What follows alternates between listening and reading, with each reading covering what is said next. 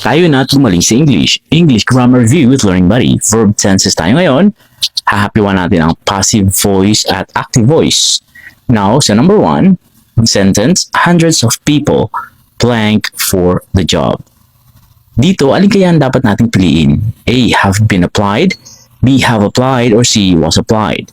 Ang subject ay yung hundreds of people. Doer of the action yung subject natin. Okay? So, hindi natin nasasagot yung letter A kasi passive ang magiging voice ng verb kapag yun ang ating ginamit. At magiging mali kasi ang doer of the action ay ang ating subject. Tapos lalagyan natin ng passive na verbs or verbs na ginagamit sa passive. So, mali siya. So, parang hundreds of people have been applied for the job. Grammatically incorrect siya.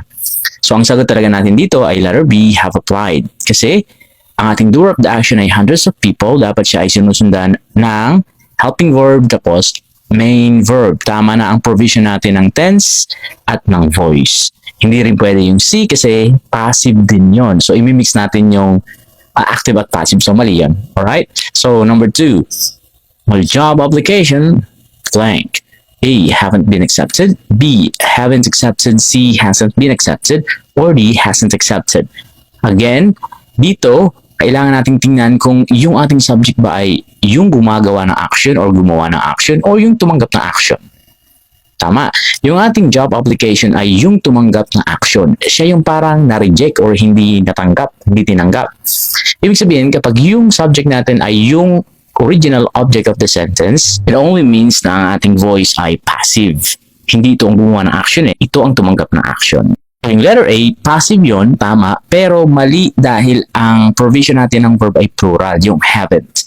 Okay? Yung application is singular, kaya hindi pwedeng haven't. So, letter B, automatically tanggal na rin yon. So, ang sagot natin ay C, hasn't been accepted.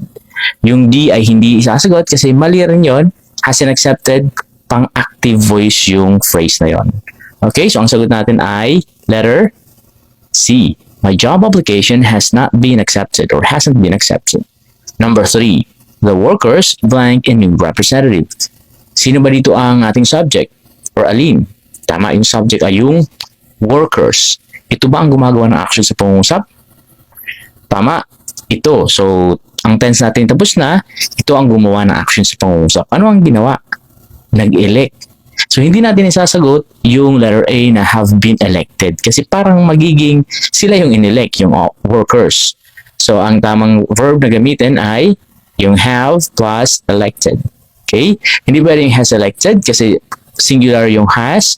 Hindi pwedeng yung was kasi passive yung format. Alright? So, ang sagot natin dito ay letter B. Grammar. Number 1. I wish I blank a bit taller. A, am, B, were. A is used for present tenses. Meanwhile, were is used in past tenses. But we also use it in conditional statements. The answer is B.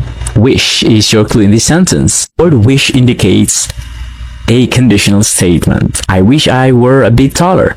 Number 2. There was a fight blank 3 boys yesterday after school.